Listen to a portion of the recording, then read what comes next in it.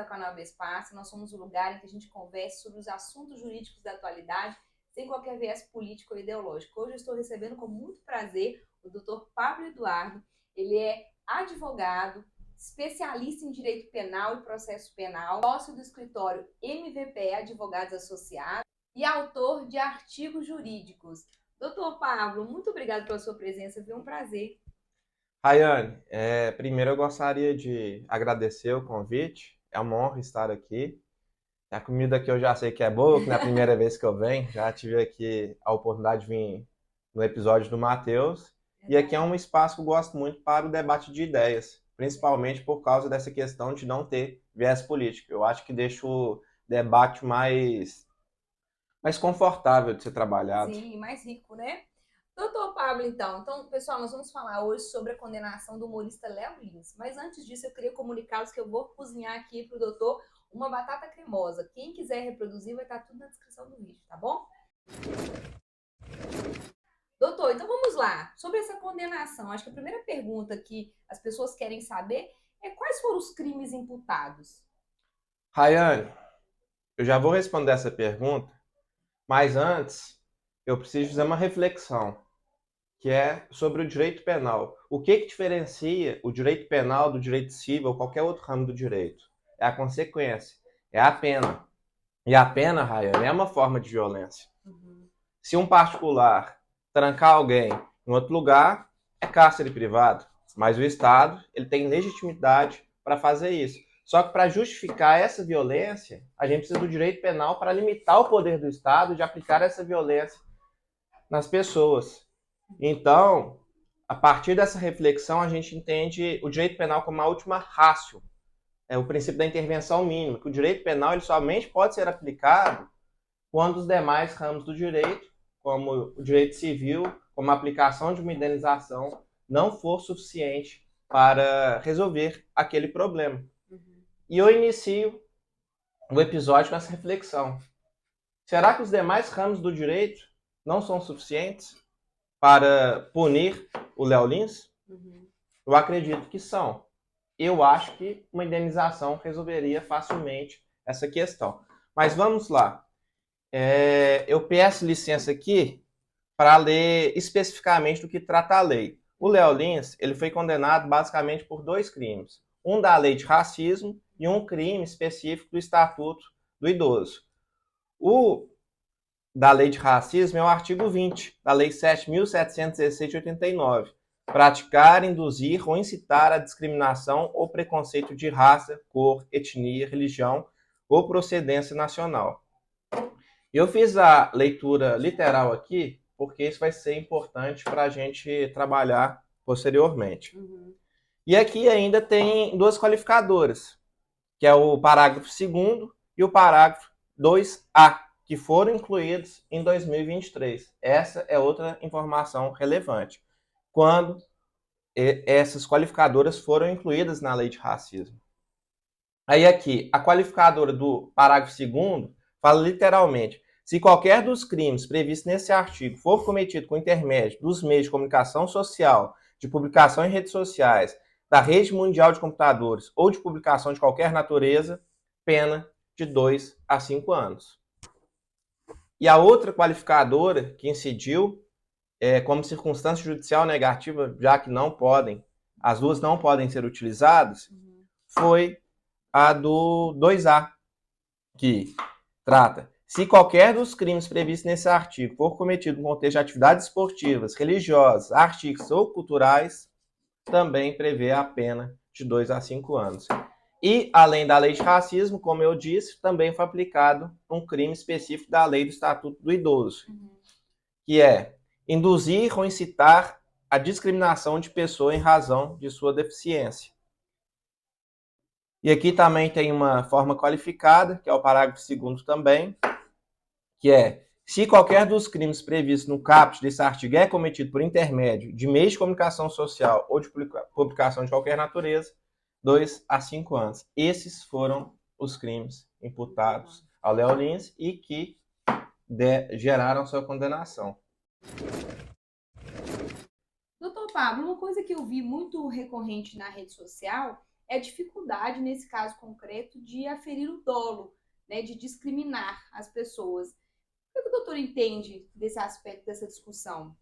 Então, Rayane, é perfeitamente compreensível essa dificuldade de entender o dolo. E por que tem essa dificuldade? Porque não dá simplesmente para a gente abrir a cabeça da pessoa e saber qual era a intenção dela. Por isso, é importante a gente avaliar elementos objetivos, as provas que existem no processo e o contexto dessas falas. E qual foi o contexto dessas falas? Foi um show de stand-up, um show de comédia. E ninguém leva a sério o que o humorista fala em cima do palco num show de comédia, porque a pessoa está ali para rir. A pessoa não está ali para fazer uma reflexão profunda. Sim. Entende? Então, existe o ânimo jocante, que é a vontade de fazer troça, de fazer comédia, fazer piada com aquilo. Não é a intenção de ofender a pessoa diretamente. Agora, veja.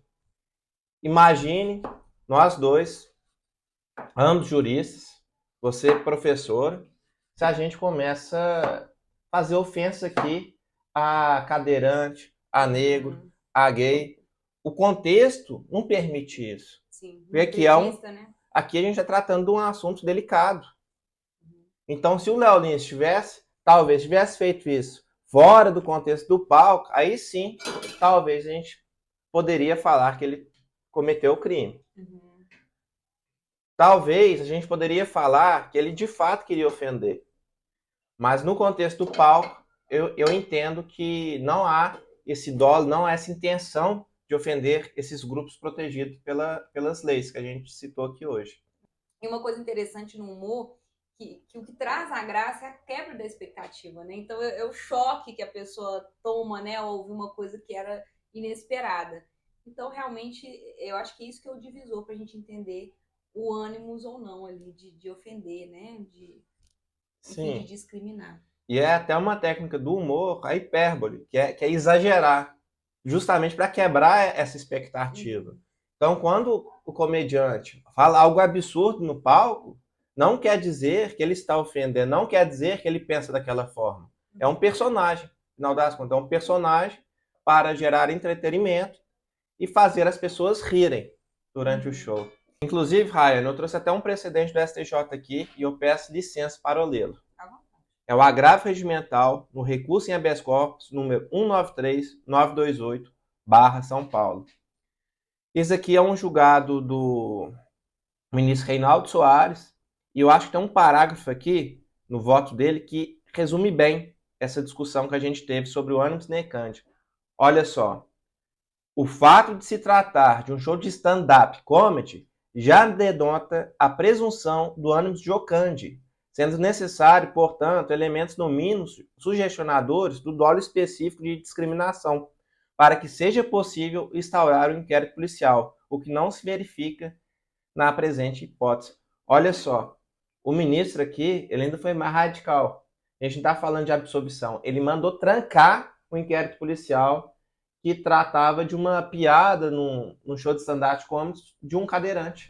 Então aqui, para o ministro, ficou claro que não existe esse ânimo de ofender o cadeirante em um show de stand-up, e sim de fazer piada. Então ele já mandou trancar tudo. Não vai ter ação penal, não vai ter inquérito policial. É isso que trata o precedente. Ou seja, o inquérito nem foi concluído, né? Ele nem chegou a ser denunciado nesse caso. Sim, de tão absurdo que é essa colocação e o risco disso para a liberdade de expressão em si, que eu vou tratar mais no final da nosso bate-papo aqui, que ele já mandou trancar tudo. Falou, não vai ter investigação, não vai ter ação, porque não vai ter ação penal, porque isso aqui é um absurdo. Sim, e essa decisão é de quando, Pablo? Ela é de 2024. Ou seja, inclusive depois dessa lei de 2023. Sim. Então, e do STJ. Doutor Pablo, uma outra coisa assim, que as pessoas têm questionado muito é a questão da pena, né? Foi uma pena alta, 8 anos e em regime fechado. O que o doutor pensou sobre essa aplicação da pena? Foi proporcional? O que o doutor tem a esclarecer sobre esse aspecto? Olha, sobre a pena, tem algumas questões técnicas aqui da dosimetria da pena que que eu entendo que foi aplicada de forma errada e, consequentemente, gerou uma pena mais alta do que o devido. Uhum. Mas eu começo essa reflexão com o seguinte, Rayane. A pena mínima do homicídio é 6 anos. A pena mínima do estupro é 6 anos. A pena mínima do estupro de vulnerável, que é ter relação sexual com uma pessoa que é incapaz de se defender, ou com uma criança, ou uma adolescente, ou uma mulher que está desacordada, é 8 anos, justamente a pena do Léo Lins. Será que contar piada, ainda que de mau gosto, tem a mesma gravidade do que esses crimes que eu citei aqui? Eu imagino que não. Para mim, passa longe disso a gravidade. Sim. Eu não sei se você compartilha desse entendimento. Agora, da questão técnica em si, a gente tem alguns problemas aqui. Primeiro, é da qualificadora. Uhum. Essas qualificadoras que eu li aqui mais cedo, do parágrafo 2º e do 2A do artigo 20 da Lei de Racismo, eles foram incluídos em 2023. E o show é em 2022. Ou seja, a gente tem uma lei posterior que retroagiu para prejudicar o Léo Lins, para prejudicar o réu. E a gente tem um princípio do direito penal da irretroatividade da lei mais maléfica para prejudicar o réu. Certo? Mas aí, Rayane, a gente já até teve essa discussão nos bastidores, que é a respeito do crime continuado. Porque pode até ser que tenha uma discussão. Não, Pablo, por se tratar de crime continuado, pode ser que o crime inicie antes da alteração legislativa e ele cesse após a alteração na lei. Inclusive, existe uma súmula do STF que trata disso, a 711, que fala que a lei mais gravosa pode ser aplicada ao crime continuado se o crime continuado cessar após a vigência da nova lei. Só que quando a gente abre a sentença aqui, a juíza menciona expressamente que ela não está considerando visualizações, ela não está considerando compartilhamentos como reiteração delitiva. O que ela considera como reiteração delitiva, ou seja, que a pessoa praticou vários crimes, são as piadas contadas no show. Então, a continuidade delitiva, a interpretação que a juíza utiliza nessa sentença aqui, é o número de piadas contadas no show. Então, por essa razão, eu entendo que essa súmula 711 não pode ser aplicada aqui no caso concreto, pela essa própria interpretação feita pela juíza. Ou seja, não sou eu que estou dizendo isso, é a própria juíza. Só que ela trouxe esse entendimento mais gravoso ao Léo Lins. Então, aí, nesse caso, né, o que aconteceu com ele foi um aumento de pena, uma qualificadora com essa lei que veio em vigor em 2023, ou a própria conduta que foi qualificada com essa lei? Na verdade, os dois. A juíza, ela aplicou duas qualificadoras. Uma utilizou para tratar do crime como a forma qualificada e a segunda utilizou como circunstância judicial negativa, para agravar a pena base. Só que, além disso, tem outro problema na dosimetria da pena, que é o bis in idem. Porque, olha só, Rayane, aqui na qualificadora do 2A, que foi utilizado como circunstância judicial negativa para agravar a pena base, fala expressamente que se o crime for cometido no contexto de atividades esportivas, religiosas ou artísticas, que é o caso do show do Léo Lins, um show de comédia, a gente tem que aumentar a pena de 2 a 5 anos. Mas aqui foi utilizado para aumentar a pena base. Só que logo em seguida, também a juíza utilizou uma causa de aumento de pena, que também foi incluída em 2023, ou seja, também tem esse problema temporal, que é quando do preconceito recreativo. Mas no final das contas, o preconceito num contexto recreativo e o preconceito num show de humor é a mesma coisa. Então, o Léo Lins, em linguagem mais simples, está sendo punido 2 vezes pela mesma situação. Entendi. Então, se ele fosse aplicado uma das condutas só, a pena dele seria muito menor. Sim, com certeza. Inclusive, poderia até mudar o regime, né? Dependendo do valor da pena aí. Sim. A gente está falando de 8 anos, que é o início do regime fechado. Uma redução poderia significar um regime semiaberto, por exemplo. Sim. E muita gente não entende porque ele ainda não foi preso, apesar do regime, mas é porque a juíza concedeu o direito dele de recorrer em liberdade, né? Sim. Mas se não fosse o caso, ele já poderia ser preso, né? Se transitar em julgado, ele vai ser preso. E Já ele vai começar a está cumprir no regime fechado. em regime fechado. Isso aí. Doutor Pablo, eu sei que é muito difícil a gente prever o futuro, mas as pessoas estão muito curiosas. Eu, inclusive, fiz um vídeo recentemente dando meu palpite de que eu acho que vai haver uma reforma aí dessa sentença e o tribunal vai absolver o humorista Léo Lins.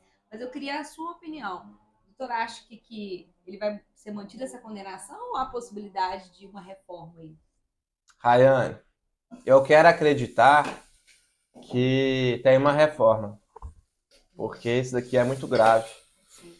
A gente está falando de liberdade de expressão. E aqui eu não estou falando que a liberdade de expressão justifica qualquer coisa, justifica eu praticar o crime de racismo. Aqui a gente está falando aqui da liberdade de expressão de um show de humor, de um artista.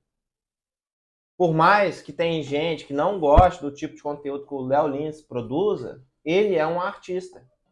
E quando a gente fala de liberdade de expressão de um artista, isso é muito sério. Ela tem que ser muito mais forte, ela tem que ser muito mais preservada. E se surgir uma lei falando que não pode fazer piada com político, falar que é crime de falar que algum político está sofrendo preconceito? Discriminação, né? Por ser Falar que a político. gente está discriminando um político. Como que a gente fica? Sim. Um comediante vai ser proibido de poder fazer piada com um político? Sim. E o próprio limite do humor, né, doutor Pablo? Outro dia eu tava vendo umas piadas de um comediante, não vou nem colocar o nome para não polemizar muito, mas ele pega muito no pé das religiões. Então, assim, e não vi ninguém falando que aquilo seria discriminatório. Mas aí, qual vai ser o limite desse humor, né? Quem vai dizer o limite do humor? Então é complexo essa análise. Eu não sei quem vai dizer o limite do humor. Só sei que não pode ser o Estado. Porque a gente tem que confiar demais no Estado para ele saber ao certo, isso aqui pode falar, isso aqui não pode. A gente vai deixar mesmo na mão do Estado decidir o que pode e o que não pode ser dito? Pablo, acho que ficou muito claro todos os problemas que envolvem esse caso, né? Queria saber se você tem um recado final, uma conclusão. Tem sim, Rayane. Primeiro, é que a gente não está falando aqui que a liberdade de expressão permite que eu saia ofendendo as pessoas na rua. Não é isso que a gente está falando. A gente está falando exclusivamente da liberdade de expressão de um humorista num show de stand-up. E quando a gente fala de liberdade de expressão num contexto artístico, ela tem que ser maior, ela tem que ser mais forte. É muito diferente o comediante fazer uma piada em cima do palco do que uma pessoa ofender um cadeirante no meio da rua. Entende essa diferença? E eu acho que é isso. E quando a gente fala de liberdade de expressão de artista e de censura propriamente dita, a gente tem que tomar muito cuidado. Porque, em última análise, é o Estado que vai definir o que pode ou o que não pode ser dito em um show de stand-up. Vai ser o Estado que vai decidir o que pode e o que não pode um artista produzir de arte, efetivamente. Este é o grande problema. A gente vai deixar na mão do Estado essa régua do que pode e que não pode ser feito por um artista. Da última vez que a gente prendeu artistas foi na ditadura militar. E esse precedente do Léo Lins, eu espero sinceramente que haja uma reforma dessa sentença, é muito perigoso. Porque a gente não tem segurança nenhuma, Rayane, que vai parar por aí. Onde que isso vai terminar? Até onde o Estado vai interferir e vai colocar a régua dele do que pode e o que não pode ser dito. E para finalizar, Rayane, eu quero trazer aquela reflexão do início. Não tem como a gente separar direito penal de violência. A consequência do direito penal é a pena. Olha só a pena do Léo Lins. 8 anos de reclusão em regime fechado. Isso é uma pena. Isso é uma violência muito grave que incide na pessoa. E o direito penal, ele tem que ir no caminho de limitar esse poder que o Estado tem de punir a gente. O direito penal, ele tem que limitar essa violência, tem que limitar a aplicação da pena. Porque é só assim que ele é justificável. Porque a única forma de direito penal se validar enquanto ciência é limitar essa violência do Estado.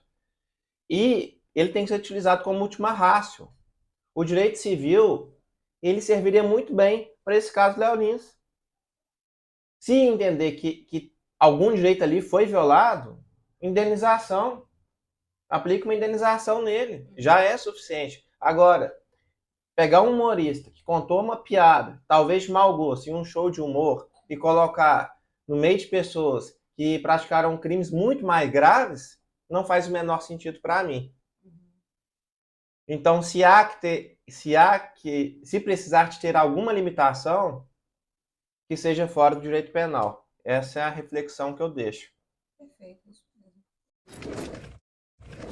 Doutor Pablo, acho que dentro dessa questão da liberdade de expressão, que é um tema que está muito em voga, um outro caso também que repercutiu muito recentemente, que é o do MC Pose. Você acha que também se aplica esse direito de expressão nas músicas que ele canta?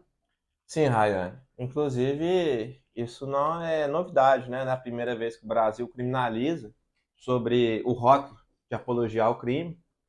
Já aconteceu com Marcelo D2, na década de 90. Ele já foi preso por fazer apologia ao uso de drogas.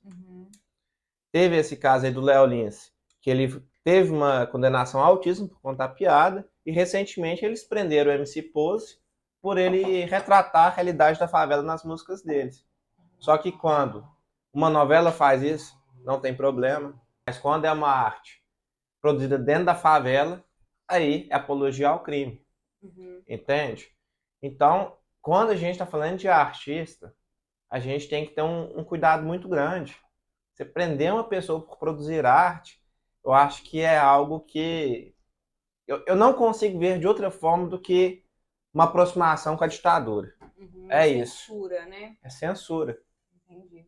Então você acha que no caso do MC Pose, não há uma violação ali à liberdade de expressão, não há uma extrapolação da liberdade, ele está abrangido ali dentro do direito de se expressar. Sim, com certeza. É outro personagem. O artista, o músico, eles criam uma persona no palco. Ali não quer dizer que seja MC Pose. Ali é o personagem dele retratando a realidade que ele veio. Sim. E sem falar assim de outros problemas que teve na prisão dele, né? Então ele foi algemado, chegou descalço, né, sem camisa. Também a gente ainda teve problemas ali nessa questão processual, né? Isso é muito simbólico, né, Rayane? Inclusive, Rayane, a gente tem até uma súmula do STF, uma súmula vinculante, número 11, que trata disso. A algema é só quando a pessoa oferece algum motivo para isso. Por exemplo, a fuga. Que risco de fuga que o MC Pose apresentou ali? Eu não vi. E, por outro lado, às vezes a gente vê situações em que a pessoa tem um poder aquisitivo mais alto e não sai algemado pela polícia. Sabe? Aquilo eu acho que tem um símbolo e uma mensagem muito forte do jeito que ele foi tratado. Foi totalmente desnecessário aquele tratamento que ele passou. Doutor Pablo, acho que foi realmente muito esclarecedor. Eu queria deixar as câmeras para você deixar o seu contato, onde as pessoas podem te encontrar. Fica à vontade. Rayane, primeiramente, muito obrigado por me convidar para participar desse bate-papo, que eu acho tão gostoso. Principalmente bate-papo e comida é sempre uma combinação muito boa, né? Verdade. Então, assim, realmente fiquei muito feliz com esse convite. E, pessoal, caso alguém queira entrar em contato comigo, eu estou no Instagram, pabloeduardo.dv, e também o meu telefone estará logo abaixo no vídeo. Sim. Doutor Pablo, muito obrigada mais uma vez, viu? Para vocês que estão nos assistindo, nos acompanhando agora.